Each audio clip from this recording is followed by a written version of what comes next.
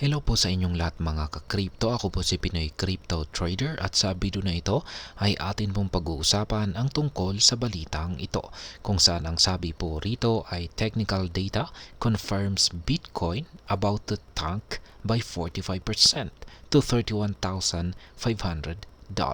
Ayan.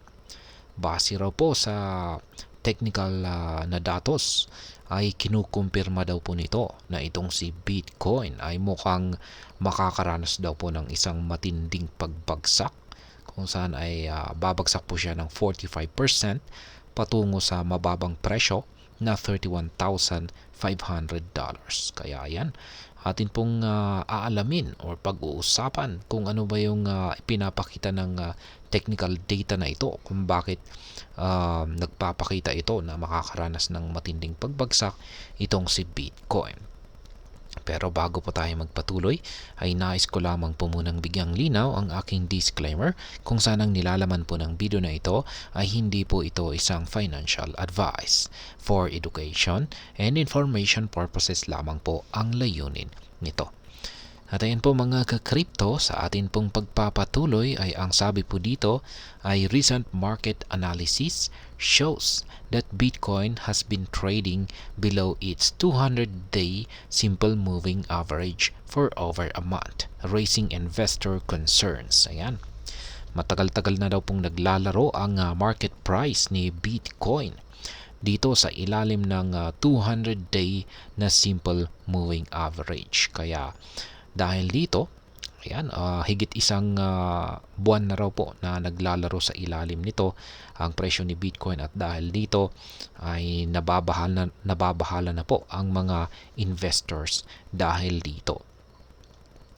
According to data shared by analyst Ali Martinez, Bitcoin's movement below this level has often signaled a period of bearish momentum, with potential corrections to follow. Currently, the 200-day SMA is around $64,000, a level Bitcoin last approached roughly 4 weeks ago. Kaya yan, ayon po kay Ginoong Ali Martinez, ay kapag ang presyo raw po ni Bitcoin ay matagal-tagal pong naglalaro sa ilalim ng 200-day SMA, ay sa kadalasan ay nagre-resulta daw po ito sa isang bearish momentum or pagbagsak or isang posibleng correction. Kaya ayan. Bitcoin's inability to break back into its level suggests continued resistance in the market. According to Martinez, Bitcoin's price could be headed towards its realized price at approximately $31,500, which is historically a key support level during downtrends. Ayan.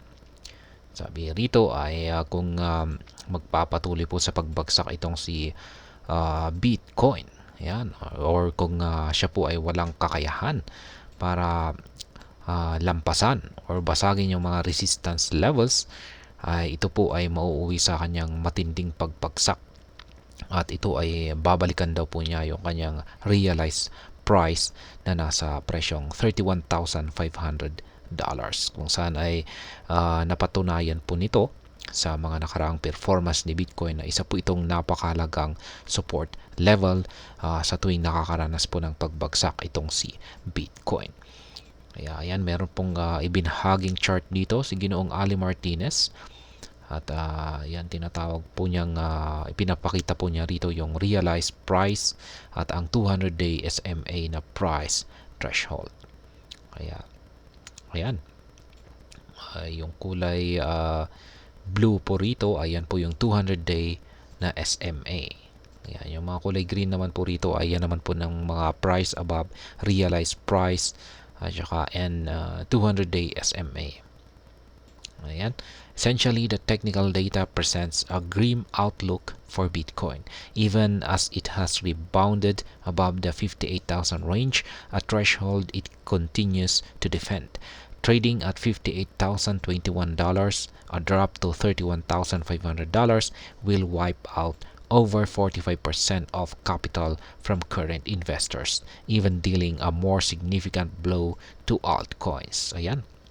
Kung sakali pong magkatotoo yung prediction dito ni Ginoong Ali Martinez na babagsak itong si Bitcoin sa presyong $31,500, ay marami pong mga investors ang makakaranas ng malaking talo. Ayan, posible pong umabot ng 45%. Ayan, sa kanilang investment ang ang ibabagsak nito. Ayan, at ang mas matindi pa rito ay kung pag bumagsak si Bitcoin ay mas magkakaroon po ng matinding impact ang mga altcoins or magkakaroon ng mas matinding pagbagsak ang mga altcoins. Ayan, declining Bitcoin on-chain activity. In conjunction with Bitcoin's price movement, exchange volume momentum also reflects diminishing market interest. Recent data indicates a significant drop on-chain Bitcoin activity related to exchanges, suggesting reduced investor engagement. Ayan, mukhang bumagsak na rin yung on-chain Bitcoin activity sa mga exchanges. Nagpapakita po ito na mukhang hindi na po gaanong nagpapakita ng mga aktibidad yung mga investors dito kay Bitcoin. This trend is highlighted by the substantial fluctuations in Bitcoin's exchange volume over the past year. While there have been periods of increased trading activity, the overall trend has been downward since this month, signaling a decrease in market participation. Kaya yan po ulit, downward or bumababa po yung mga trading activity simula pa nitong simula nung buwan na ito. Kaya ayan, yan po yung chart ng exchange volume momentum ni Ginoong Ali Charts, ni Ginoong Ali Martinez. Yan. Martinez chart reveals a declining trend in trading activity as indicated by the 30-day simple moving average. It has been decreasing since April 2024 after a period of growth from October 2023. Yan po yung 30-day simple moving average. Yan po yung nagpapakita sa pag-decrease ng trading activity sa mga exchanges. Yan po yung kulay red. In contrast, the 365-day SMA shows a gradual uptrend indicating sustained long-term interest in Bitcoin. Yan naman po yung 365-day na SMA. Yan po yung kulay blue. Yan, mapapansin natin na tumataas po ito. At ang nagpapakita naman po yan ay yung long-term interest ng mga mga investors or traders dito kay Bitcoin. The discrepancy between the short-term decline and long-term rise suggests a current market hesitation, while interest in Bitcoin persists over a longer horizon. Kaya yan yung pagpapakita raw po ng 30-day SMA dito na bumabagsak, at saka yung umaangat naman na 365 days na SMA ay nagpapakita raw po yan ng hesitation, yung parang pag-aalinlangan.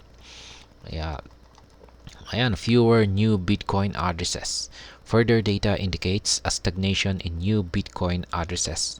Since 2022, the number of new addresses has remained relatively flat, showing a 7-day change of negative 0.02%. This flat growth suggests fewer new participants are entering the Bitcoin market, indicating reduced speculative activity. Ayan, mukhang hindi na po gaanong nadadagdagan yung bilang ng mga Bitcoin addresses. In contrast, the number of zero balance addresses has steadily risen, up by 1.10% over the past week. This increase reflects more users either exiting the market or transferring assets to long-term storage. Kaya ayan, unti-unti na rin daw pong lumalaki yung laman ng mga zero balance, may zero balance na mga addresses nitong nakalipas na ilang linggo. Kaya Ayan, hanggang dito na lamang po tayo sa video na ito mga ka-crypto. Sana po ay inyong nagustuhan ang aking paliwanag sa video na ito. Kung inyo po itong nagustuhan, pag-click lamang po ang like button nito. Para naman po sa mga bago lamang dito, kayo po ay aking inaanyayahan para mag-subscribe. Pag-click na rin po ang bell icon nito dahil ito po ang siyang magsisilbing notification nito sa mga bago kong videos na akin pong ina-upload sa aking YouTube channel na ito. Marami pong salamat sa panonood. Ingat po tayo lagi at God bless po sa ating lahat.